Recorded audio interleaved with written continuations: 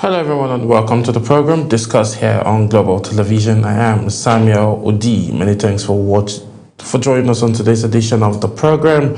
On today's edition, we'll be looking at regional development, driving economic growth in Nigeria and the Southeast. We'll be looking at factors fueling agitation and succession, tenderness, and how government can tackle the situation, the role of Southeast governors in regional development. Also, we'll look at calls to create additional states for the Southeast and political implications of creating other states. We've seen over the Anambra state that's talking about the Onitsha market coming back open after the governor gave an order for it to be shut for a week based on the fact that the people of Anambra state, the market withstood and went ahead to continue with the sit-at-home policy, which the governor frowned against, and last week he made an unscheduled visit to the market where he noticed a reasonable amount of shops,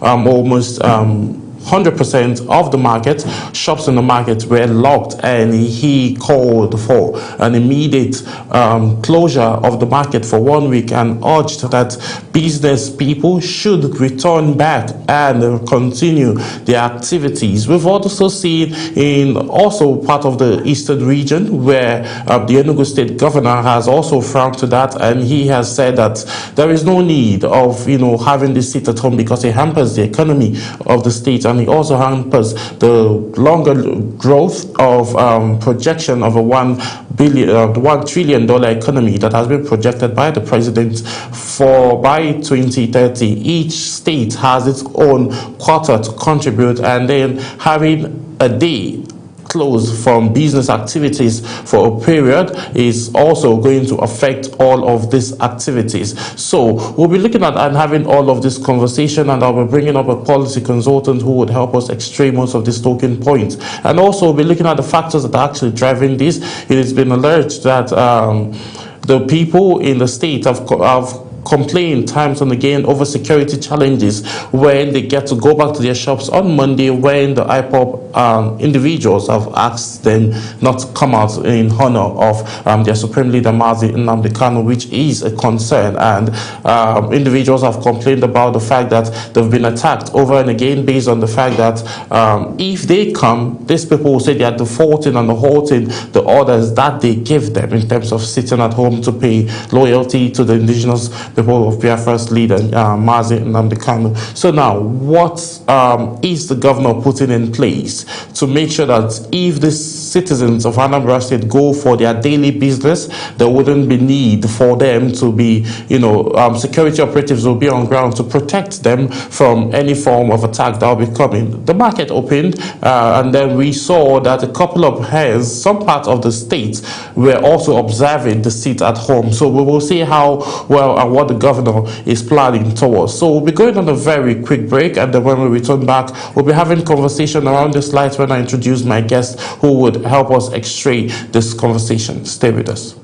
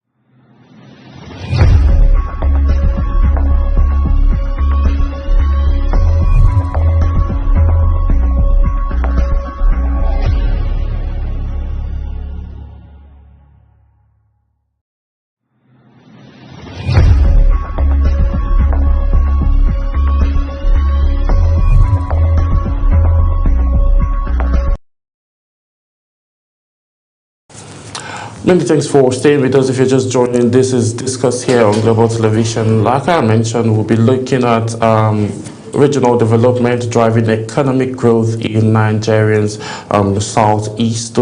That's our major talking point. But we'll be looking at some serious series of factors fueling all of this happenings. To join me have this conversation is a policy consultant, Emmanuel Ozemena. Good afternoon, and thank you for joining on Discuss. Yeah, good afternoon, Sam. Yes. So let's get right into the conversation. It's no longer news. The sit-at-home policy I've been witnessing in the southeast for over a couple of years now. You're someone who has lived in the east for a long period of time. Can you walk us through what factors are fueling this agitation mainly?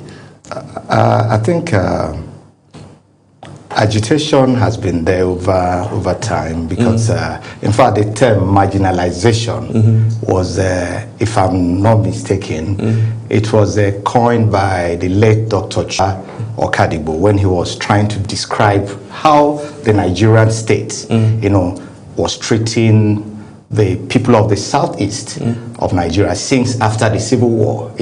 So the southeast feels they've been neglected, even though between 1970, January 1970, when the war ended, and 1979, someone from the southeast, Dr. Elese Ifeanyi Chukwuekweme, was the vice president of Nigeria. So it was like some sort of integration. After the war, you had what they call 3 R's.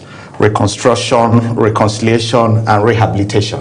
That was by the Gowon administration. Yes. Yeah, but somehow, if you look at the implementation of the 3 R's in 1970, that's about almost 55 years ago, and what is going on in the northeast, where you had this insurgency that led to make life of the entire northeast region, mainly what you call Bay State, Borno, Adamawa, and Yobe. The kind of massive, funds, massive investment in infrastructure and all that.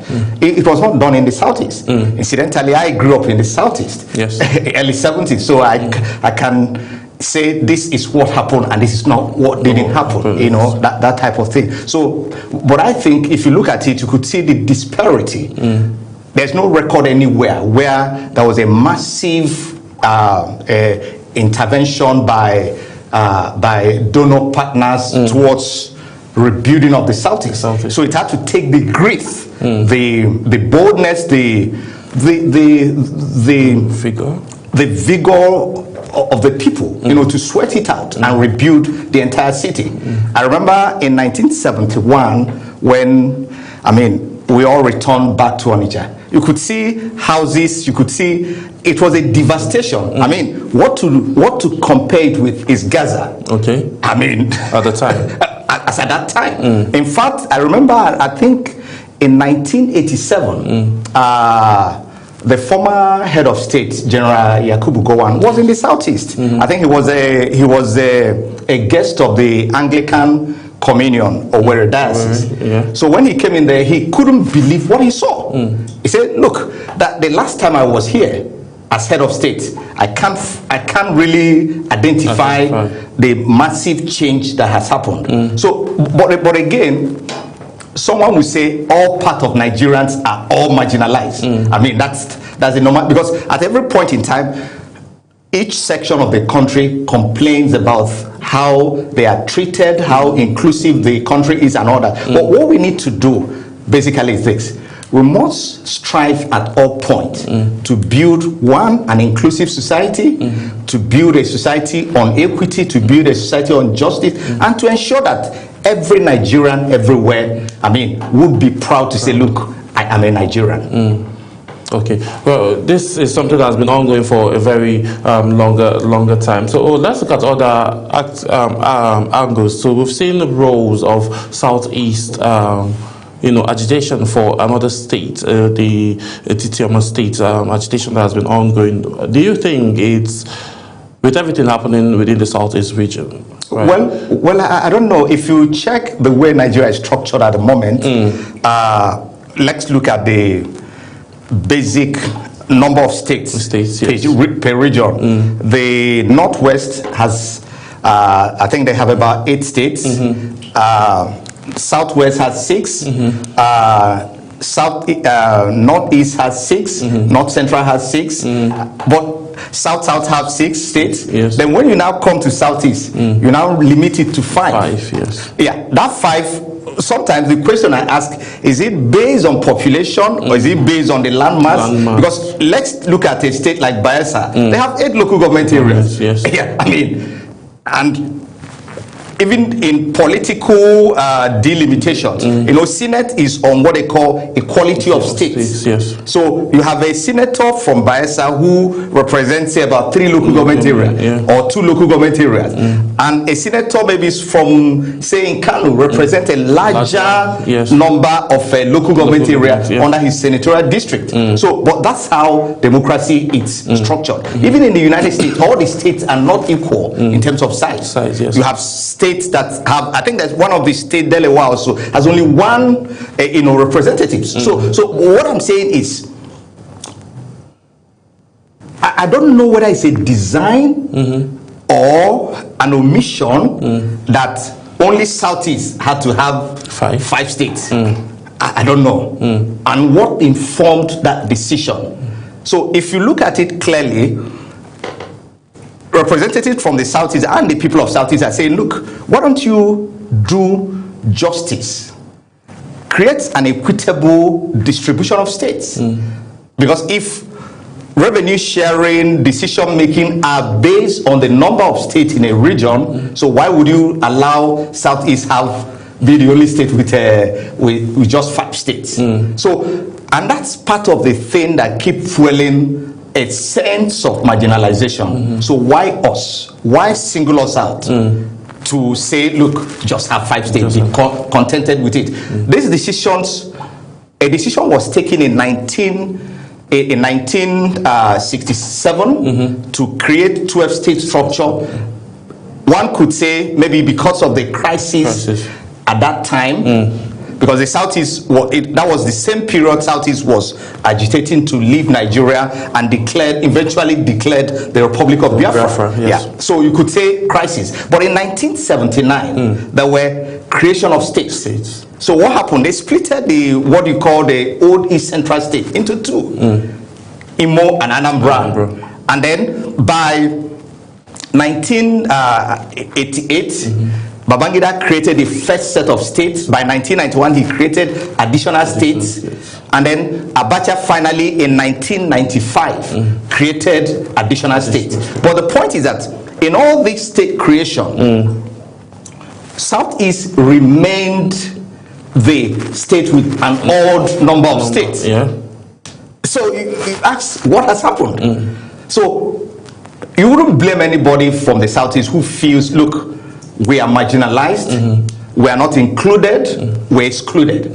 I mean, like I remember when Okadibo coined that term marginalization, he would have, as a political scientist, he would have looked at all indices and indicators and said, look, my people are not treated equally like other Nigerians. Okay, let's look at this. Do you think the senators now, you know, to the best of our knowledge and the report that we've seen most recently is the senator from Delta State, who has been the one, you know, really pushing for this. What role do you think the governors would be able? Senator Ned Nwoko has been the one pushing for this creation of this state. Well, what role do you think the state governors also can play in terms of seeing to the actualization of this creation, and how do you think this would benefit the GDP of Nigeria based on what the president has said, that he's looking to take Nigerian GDP to $1 trillion by 2030? No, if you look at, like I've read the position or proposition by Ned Nwoko, who is championing the creation of a Nyoma state. There are other people who are asking for creation of a Titi state, and there's also Adada state movement, and all Adada state is around the Nsukka region of Enugu state. So you have all kinds of agitation. But I think what the Southeast leaders need to do is to say, look, let's look at our priorities. Let's prioritize our request, which is uppermost. If you ask me, if you look at the structure and geography of Anioma State looks like it, because I don't know if what the Anioma State will be the entire Delta North and the Igbo speaking part of Edo State, because you have this Ibanke. Ibanke is Igbo Akara. I think that's the proper name. But over time, they have tried to change that name, restructure it so that it sounds on Igbo. But it's actually Igbo Akara. So they want. I've seen a lot of couple of people from that indigenous of that community say, look, we shouldn't be in Oriongo local government area in Edo State. For instance, for us to go to our local government headquarters, that is at Abudu, you need to travel, pass through a Kan local government area and pass through to Hunde local government area, both in Edo State, before they can get to Abudu, which is their local government headquarters. So why would someone need to pass through there? So of what interest? The person who said, let Ibanke be in Edo State. So what is there? So, because part of some of these things, when states are created, you have some vested, powerful political interest somewhere who say, look, this state, this community must be in this state, just because I have an interest. But if geographically is impossible to do that, why don't you let them be? So, our brothers or the Igbo people of the Delta State are saying, look, why don't you give us our state? Our states, A state was given, General Sani Abacha created Bayelsa State. What the intention was simple, to create a full Ijaw state for the Ijaw people of Nigeria. You could see, if you ask anybody from Bayelsa, he would tell you the role the DSP, the late DSP, Governor DSP Lamasia, played in that, using his contact, using his influence within his social network to ensure that the Ijaw people have at least one state that they can call their own. Because before then, they were scattered in Ondo, they were scattered in Edo, they were scattered in Delta, they were scattered in Rivers. So they just wanted a state they could call their own. So if the Igbos in Delta say, look, it's time for Nigeria to deliver justice to us, to deliver equity to us, let it be.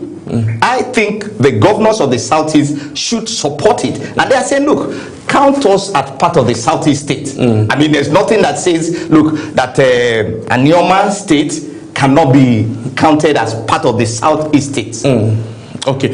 With the current security challenges now of a non-government kidnapping happening within those regions, do you think it's a right time to push ahead with this narrative of creating another state? No. They are not related. Now, if you have security challenge in the Southeast, the 5 states of the Southeast, all you need to do is, first, what is the origin of this crisis? Then, what do we do to tackle the crisis? How do we address it? What responses? Both kinetic and non-kinetic responses. So how do we get to the root of the crisis so that we can address it? You can't say because there's your children are fighting in the house that you're not going to give them food. That would be unfatherly for a father to take that decision. So the point is that, how do we, incidentally in Anambra, I think when the governor resumed almost over 3 years ago, he had set up a commission of inquiry headed by Professor Chidi Odinkalo. And it's over 2 years that commission of inquiry delivered their report. But the Anambra state government has not made it public. So what's there's no blueprint on that report, the Chidi Odinkalo report. I remember Chidi Odinkalo, led that committee. The current Minister of State for Foreign Affairs was also a member of that committee, and other eminent Nigerians. So what is in that report? Why is it not being made public? I would like a situation where there's a blueprint on it, then we can now say these are actionables towards resolving the crisis.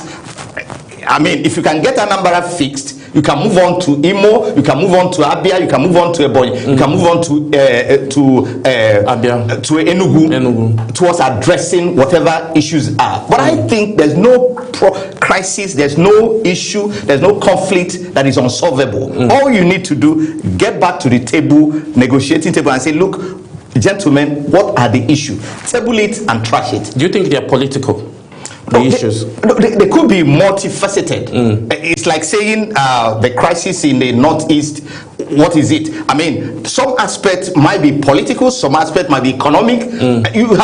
When you have a conflict, conflict usually would be some sort of a product of multiplicity of factors. But what to do in first, when you are dissecting it, is to say how many percent is political, how many percent is economic, how many percent are driven by poverty, unemployment, how many percent are driven by just people losing hope or whatever it is.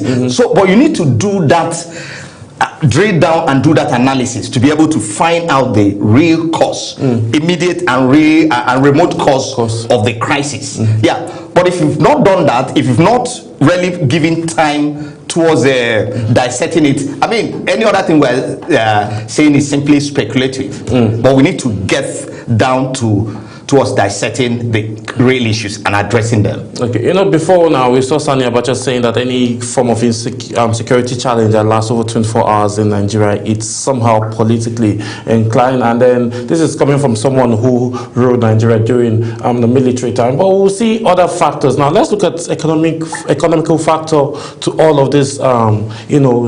Stay-at-home policies that has been ravaging over the couple of years, and also looking at the governor's response. For a week, he decided that the market is going to be shut down. And then it has been said that statistics have shown that for those period of years that this sit-at-home policy has been very, very effective.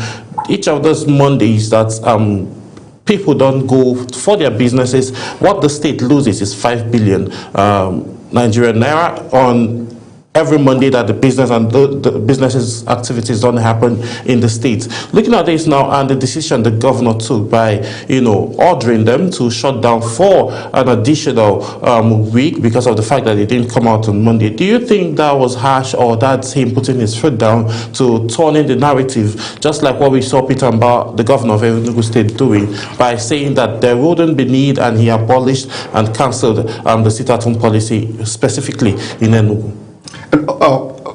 First, let me respond to the question around data. I mean, the question to ask, who even did this data? Is it a guesswork? Because, excuse me, I'm not sure anybody has taken time to say what is the average turnover of sales in Onitsha per day.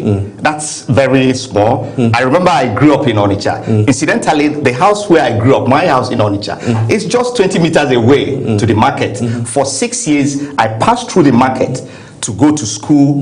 My primary school is at the other end of the market, while my house is at the other end. So I can comfortably say I understand the Onitsha market, I mean, inside out. Incidentally, I also have had an opportunity to witness when the market was being rebuilt after the Civil War. So I remember my father taking me across to say, look, the Onitsha market is coming back to life. I also witnessed the crisis, because when the market was reconstructed by then East Central State Government under the administrator, Dr. Opabia Asika. In fact, the first point was, how do we reallocate the market? There were people who had shops in that market earlier on, before the Civil War.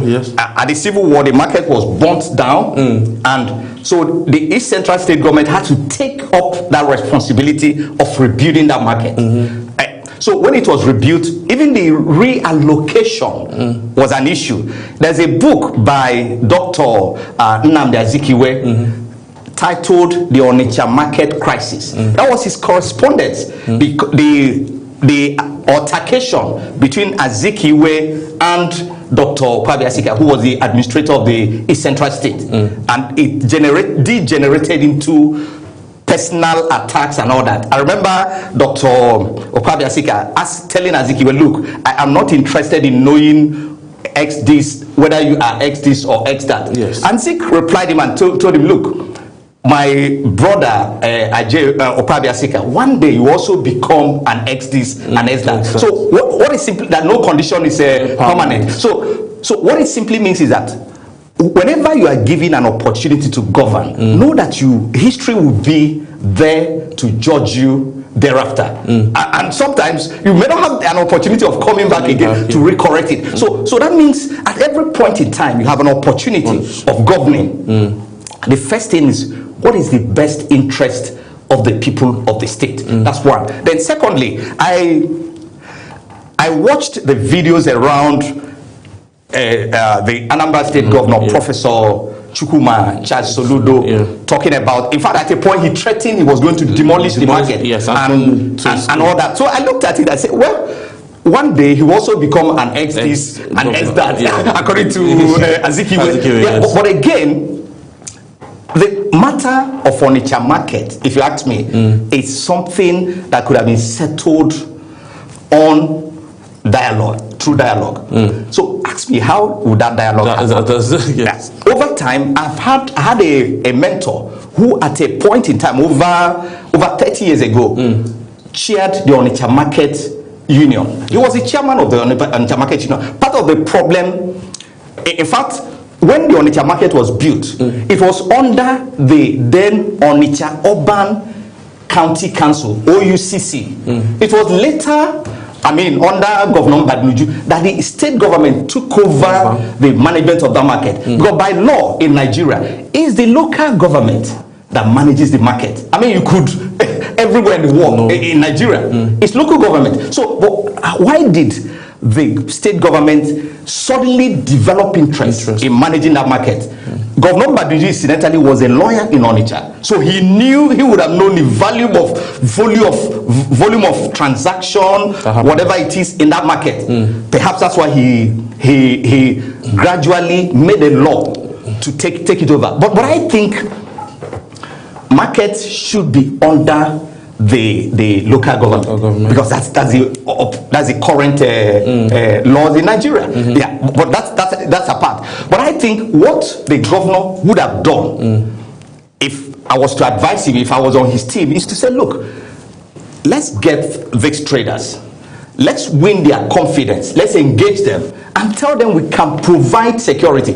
Do you know, it will shock you that if you travel on Abuja to the east, Enugu is open, but again, how many people come to market in Enugu?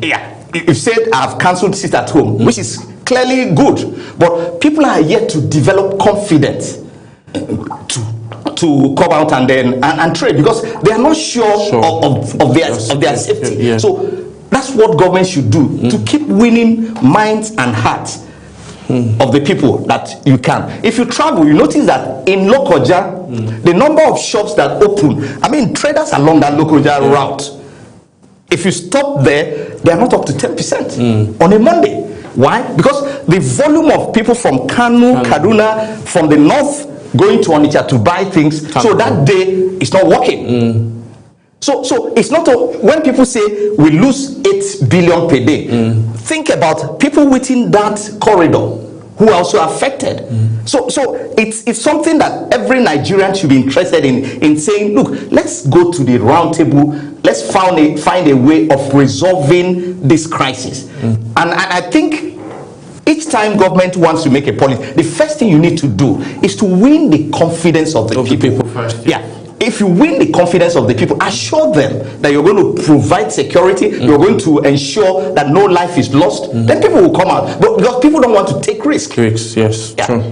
Is that risk aversion that makes people stay at home. It's not as if they're obeying anybody. But I'm saying, if I come out and something happens to me, what will happen? Yes. So in Southeast now, people are mindful of even how to organize their program. So when people say we lose 8 billion, 5 billion per day, I say, who had taken that data? I think it's more. It's much more than that. More than the figure. Yeah, that's a very conservative figure. Okay. Looking at it now, we'll still have this conversation on other different lines, but let's go on a very quick break, and then when we come back, Discuss continues. But you destroyed our nature. But he was.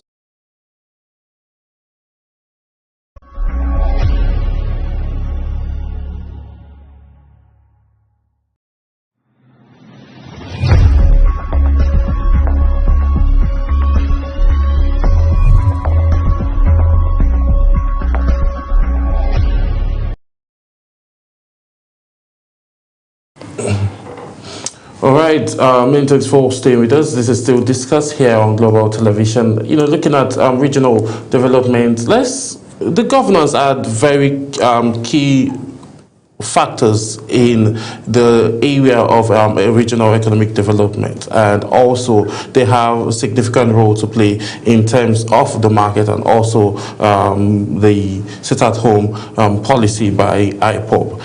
In terms, this side is to recognize and pay respect to their supreme leader. I mentioned earlier the governor of Anambra State, Professor Charles Soludo, who locked down the market for a week. Do you think that that was we saw that when the market opened, not every part of the state actually complied to the activities. We saw some part of the state, still being on lock and keys, and then the market itself, some stores open and some didn't open. What can the governor do now to be able to bring back stability in the states? Because now it's looking as if it's having a divided camp. Some persons will comply and some don't comply. What do you think the governor can do? No, it's not about having divided camp, but it's about the first law of nature is self-preservation. And self-preservation in this case means I wouldn't want to put my life on the line. I mean, if you can assure me that if I attend an event or if I come to the market and I will be able to go home safe, yeah, I will come. But people are not sure. So I think part of the thing the government should have done first, it's you create a massive sensitization program. Yes, I've read a couple of press statements, I mean, in the last 5 years by IPOB saying, look, we are not enforcing any sit at home. I'm sure you've also seen it from time to time. So it means that the other non-state actors who are then enforcing it. So who are there as a question?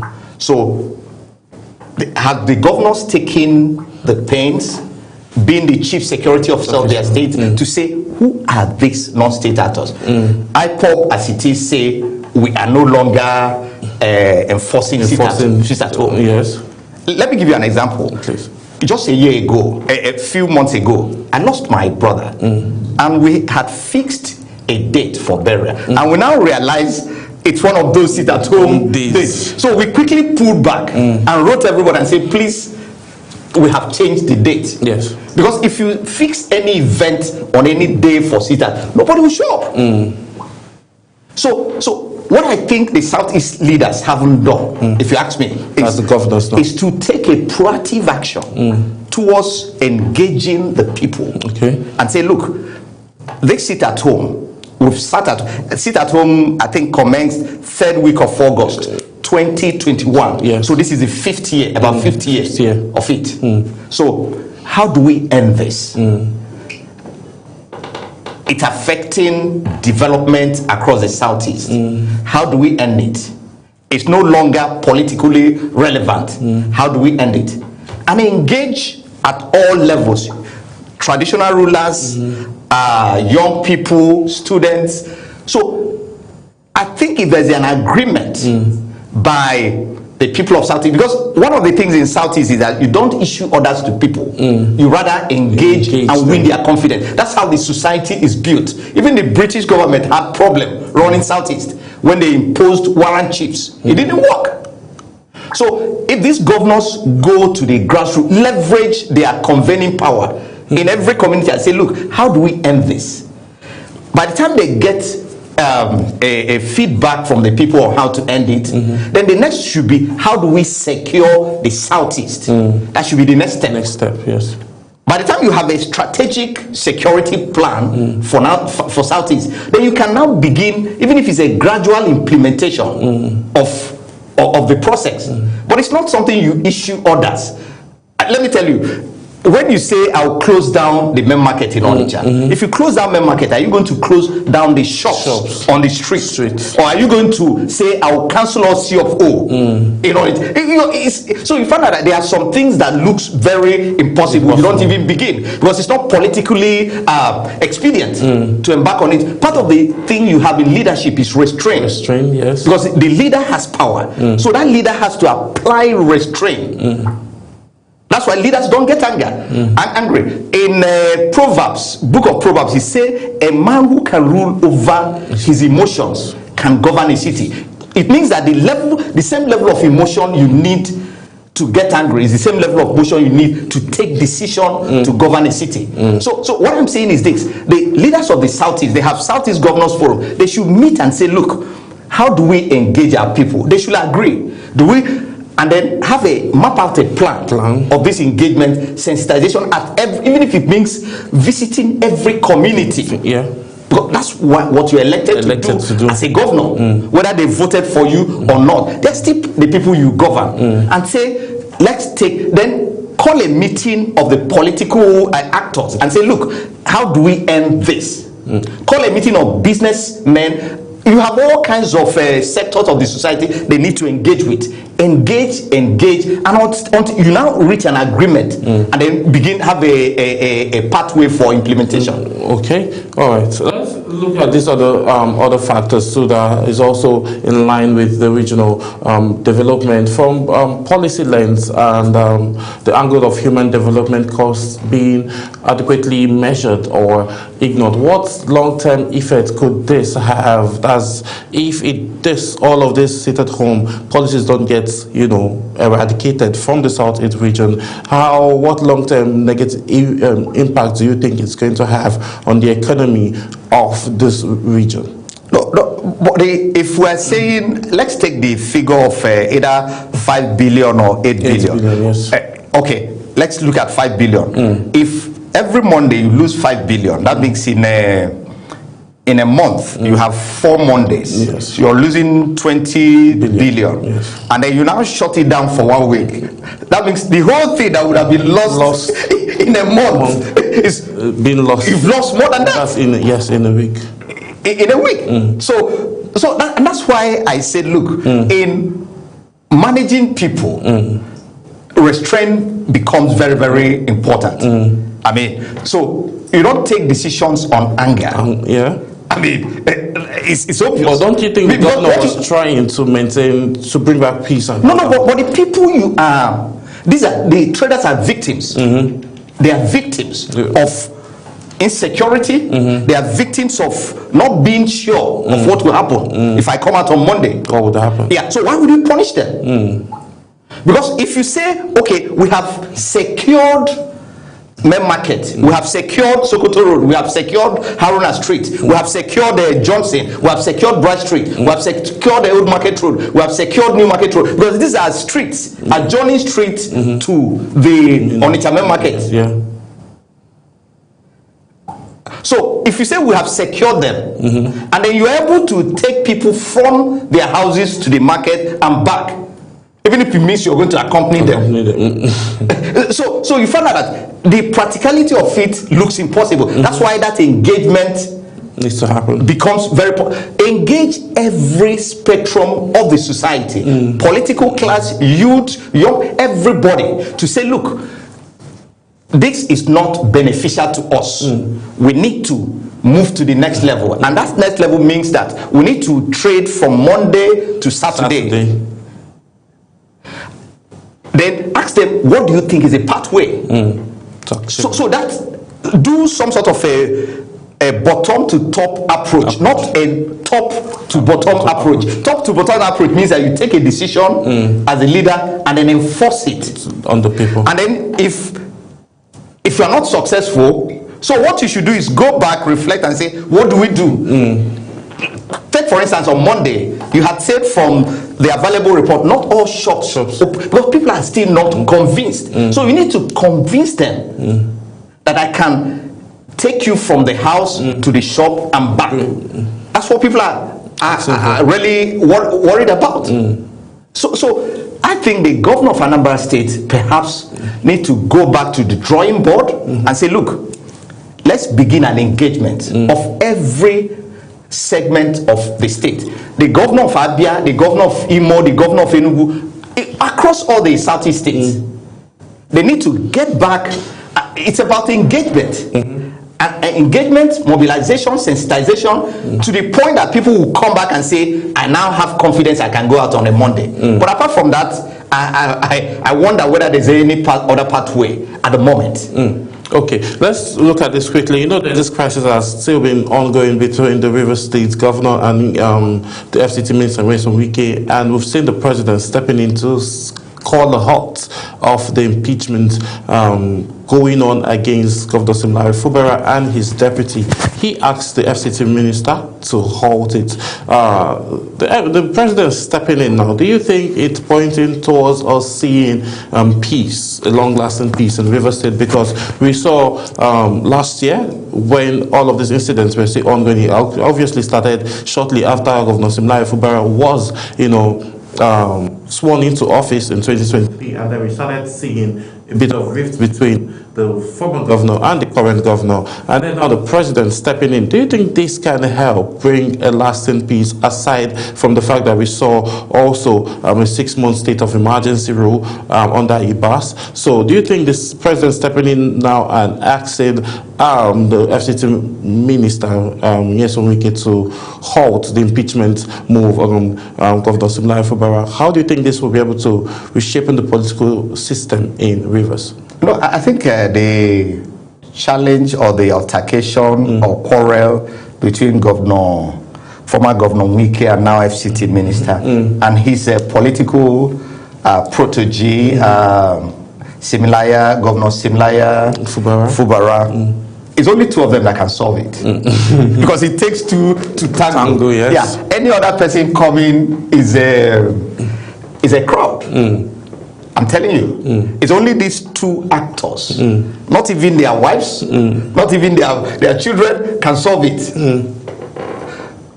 You know why I say this? An example is we had in 2003. Yes. We had a godfather and a godson, former Governor Chris Ngige, and his political godfather fell out. Yeah. And the thing lingered, and finally it resulted in the removal of the governor through the tribunal. So what it means is that, and if you recall at that point, there was at a point the then President Olusegun Obasanjo also intervened to talk about peace between the two gladiators. Between the two gladiators, as a way of ensuring that the crisis comes to an end. But did the crisis come to an end? No. And who suffered? The people of Anambra State suffered. Yes. So at the moment, they say when the two elephants are fighting, the grass suffers. The grass is the people of River State who would have to pay for lack of attention by the elected governor. The people of River State who may not get what they should get, because a crisis situation impacts on development. So the question is that, if you ask me, honestly, it's only these two actors, the FCT minister and his political godson, that would be able to end the crisis. Okay. Because we've seen previous intervention by President Bola Ahmed Tinubu, but did it end anything? They did not. Did it solve anything? And it may not solve it. It looks intractable, but two of them can come and say, look, let me pull down my ego, and let's have an understanding. Or we allow them, let them slug it out, and let's see what happens. But the point is that it's the only two of them who can decide who want to end it. Who wants to end it. What does this mean now with the president stepping in now? Though you said it might not be able to stop all of the, unsettledness between these two individuals. What do you think Governor Similare Fubara switching to APC based on what he said about the PDP of the unrest and the crisis within the party? Do you think it's an automatic ticket for him now to run for second term? No, well, if you listen to FCT minister some weeks ago, he said, look, in Rivers we don't have PDP or APC. You heard him say that? Yes. So it means that, what it means is that the two parties is a PDAPC or whatever it is. I've heard somebody talk about PDAPC just for Rivers alone. So what it means, the implication is that whichever party Governor Fubara enters, I think the shadows of Mike will be there pursuing him. Yeah. So the thing is, it's a very simple thing, and I even think, if you ask me, the impeachment thing is a small screen. Okay. Ask me how? A small screen to distract the governor, to ensure that he will not be able to concentrate to on deliver strategies. anything. Yes.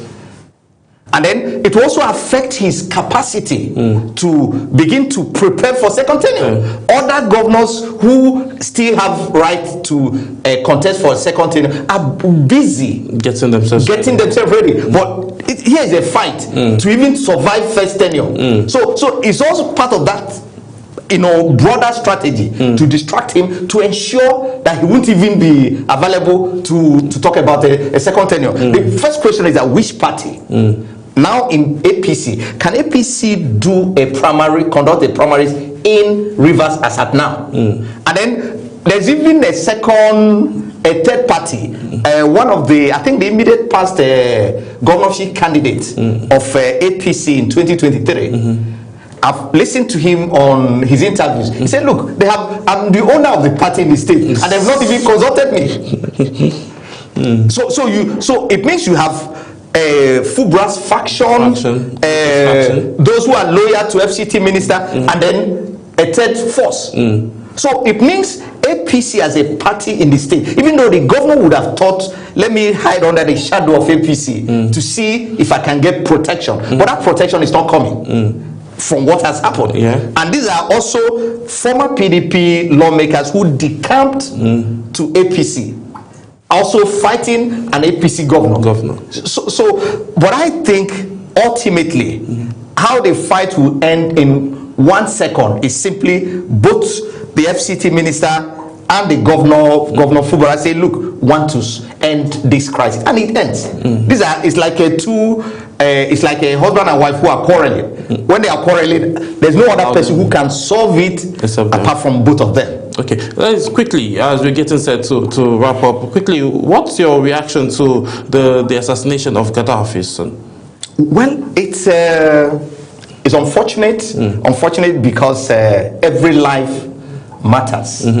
That's one. May his soul find peaceful rest.